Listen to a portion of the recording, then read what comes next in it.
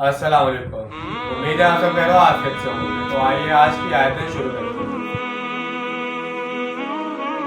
بسم اللہ الرحمن الرحیم وَذَرِ الَّذِينَ اتَّخَذُوا دِينَهُمْ لَعِبًا وَلَهْوًا وَغَرَّتْهُمُ الْحَيَاةُ الدُّنْيَا وَذَكِّرْ بِهِ أَن تُبْسَلَ نَفْسٌ بِمَا كَسَبَتْ لَيْسَ لَهَا مِن دُونِ اللَّهِ وَلِيٌّ وَلَا شَفِيعٌ وَإِن تَعْدِلْ كُلَّ عَدْلٍ لَّا يُؤْخَذْ مِنْهَا أُولَٰئِكَ الَّذِينَ أُبْسِلُوا بِمَا كَسَبُوا لَهُمْ شَرَابٌ مِّن حَمِيمٍ وَعَذَابٌ عَلَيْهِمْ بِمَا كَانُوا يَكْفُرُونَ۔ شروع اللہ کے نام سے جو بڑا مہربان نہایت رحم کرنے والا ہے۔ اور چھوڑ دو ان لوگوں کو جنہوں نے اپنے دین کو کھیل اور تماشا بنا لیا ہے اور ان کو دھوکے میں مبتلا کر دیا ہے دنیا کی زندگی نے۔ اور اب تذکیر کیجئے اسی قرآن کے ذریعے سے مبادا کوئی جان اپنے کرتوتوں کے سبب گرفتار ہو جائے، پھر اس کے لیے نہیں ہوگا اللہ کے مقابلے میں کوئی کارساز اور نہ کوئی سفارشی۔ اور اگر وہ فدیہ دینا چاہیں کل کا کل فدیہ تو بھی اس سے قبول نہیں کیا جائے گا۔ یہی لوگ ہیں جو گرفتار ہو چکے ہیں اپنے کرتوتوں کی پاداش میں۔ ان کے لیے کھولتا ہوا پانی پینے کو اور دردناک عذاب ہوگا ان کے کفر کی پاداش میں۔ آج بھی ہمارے معاشرے میں ایسے لوگوں کی کمی نہیں جو دین کے معاملے میں کبھی سنجیدہ ہوتے ہی نہیں۔ وہ دین کی ہر بات کو استہزاء اور تمسخر میں اڑانے کی عادی ہوتے ہیں۔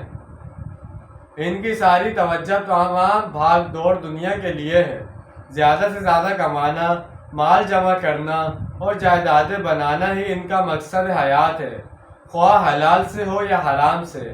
اس کی کوئی پرواہ ان کو نہیں ہوتی۔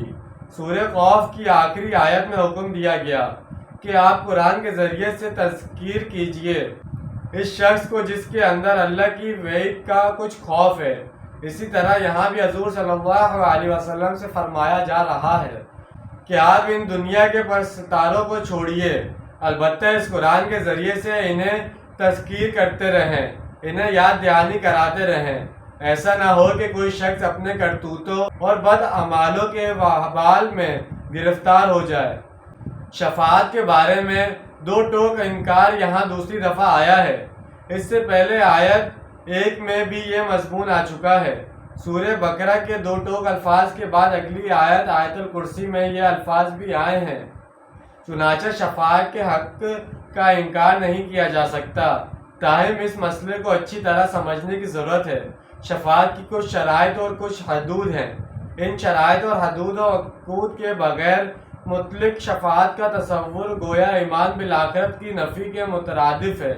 یعنی جب آپ کو چھڑانے والے موجود ہیں تو پھر ڈر کا کیا کرنا، جو چاہو کرو۔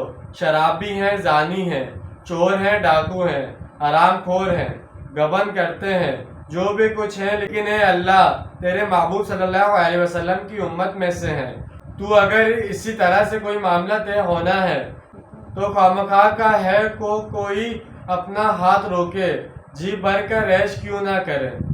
تو جیسے کہ آج ہم نے ایک آیت کا ترجمہ اور تفسیر بیان کی ہے، اس کے اندر ہمیں ان لوگوں کے بارے میں بتایا گیا ہے جنہوں نے دین کو مذاق لے لیا ہے، دین کے بارے میں سوچتے نہیں، اپنی آخرت کے بارے میں سوچتے ہی نہیں ہیں، بس دنیا میں مال جمع کرنا چاہتے ہیں، جائیدادیں بنانا چاہتے ہیں، نہیں دیکھتے ہم حلال کما رہے ہیں حرام کما رہے ہیں، یا ہم کسی کے مال پر ڈاکہ ڈال رہے ہیں، یا کسی یتیم کا مال کھا رہے ہیں۔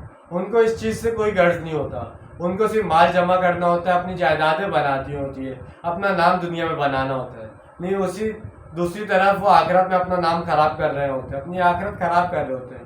وہ تو سمجھتے ہیں ہم نے ساری زندگی دنیا میں رہنا ہے، اگر ہمیں آخرت آ گئی مر بھی گئے تو ہم تو مسلمان ہیں، مسلمان نے ایک دن جنت میں چلے ہی جانا ہے۔